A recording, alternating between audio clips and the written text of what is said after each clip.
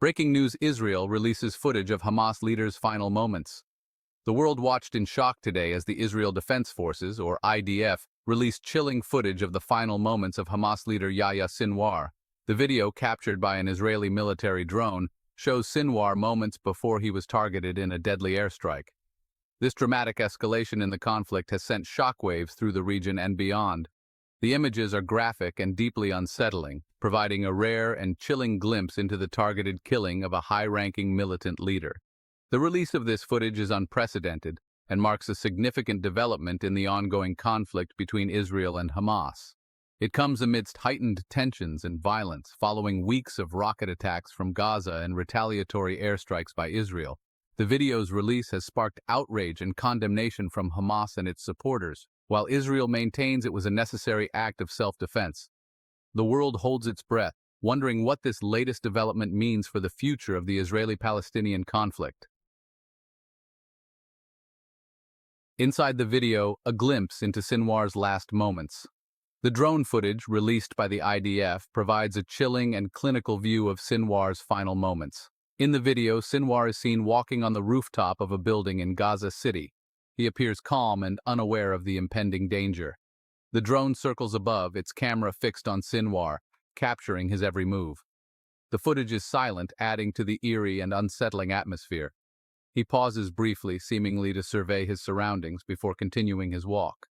Within seconds, the tranquil scene is shattered. A missile streaks into view, striking the rooftop with a deafening explosion. The impact throws up a massive cloud of dust and debris, engulfing Sinwar and the entire area. The video ends abruptly, leaving viewers with a haunting image of the devastating precision of the strike. The Shadow War drones and the Israel-Hamas conflict. Drones have become a ubiquitous and controversial tool in modern warfare, and the Israel-Hamas conflict is no exception. Israel, with its advanced military technology, has utilized drones extensively for surveillance, targeted killings, and airstrikes in Gaza. The use of drones has allowed Israel to strike with precision, minimizing collateral damage, at least according to the IDF. However, critics argue that drone strikes often result in civilian casualties and instill fear among the Palestinian population. The use of drones in the conflict raises complex ethical and legal questions about extrajudicial killings and the proportionality of force. For Palestinians in Gaza, the constant buzz of drones overhead is a terrifying reminder of the ever-present threat of Israeli surveillance and attack. The recent footage of Sinwar's death highlights the deadly effectiveness of Israel's drone program, but it also raises questions about the implications of such technology for the future of warfare. The Bislach Brigade, Israel's elite drone unit. The strike on Sinwar was reportedly carried out by the IDF's elite 828th Bislach Brigade, a unit specializing in drone warfare. This highly secretive unit is responsible for operating Israel's most sophisticated drones, gathering intelligence, and carrying out targeted killings. The Bislach Brigade represents the cutting edge of Israel's drone program, a testament to the country's investment in unmanned aerial vehicles, or UAVs. The unit's motto, "The Silent Strike from the Sky," reflects its clandestine and lethal nature.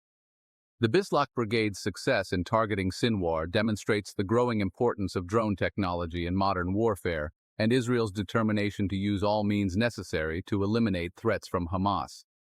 However, the secretive nature of the unit and its operations makes it difficult to assess the full extent of its activities and their impact on the conflict. Section 5. Yahya Sinwar, Architect of Terror. Yahya Sinwar, the man targeted in the drone strike, was not just another Hamas operative. He was a key figure in the Palestinian militant group. Born in a refugee camp in Gaza, Sinwar's life was shaped by the Israeli-Palestinian conflict from a young age. Known for his hardline stance against Israel, Sinwar was considered a ruthless and uncompromising leader. He was the head of Hamas's political bureau in Gaza, making him a prime target for Israel.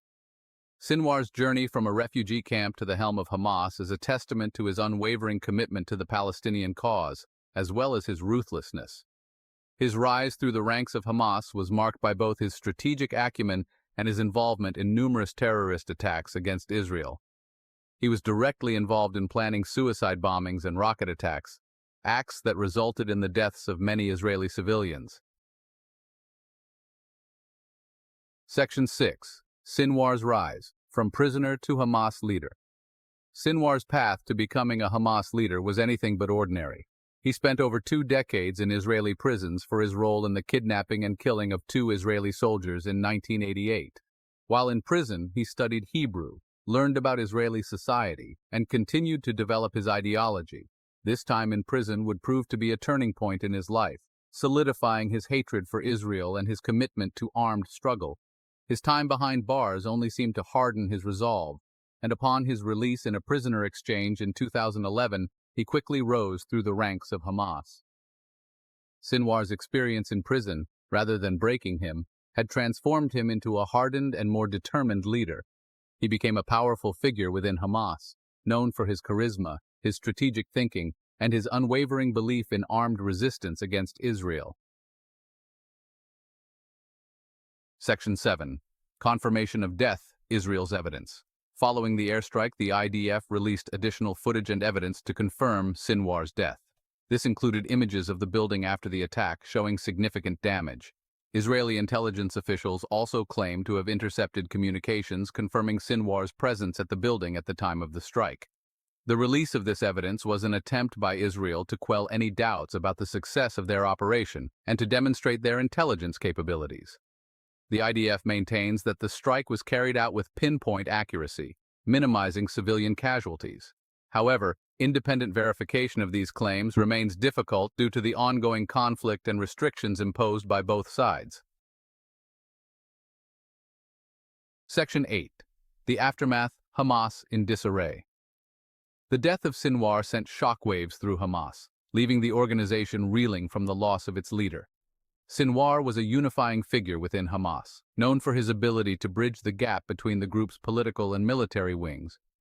His death has created a leadership vacuum within Hamas, potentially leading to internal power struggles and instability.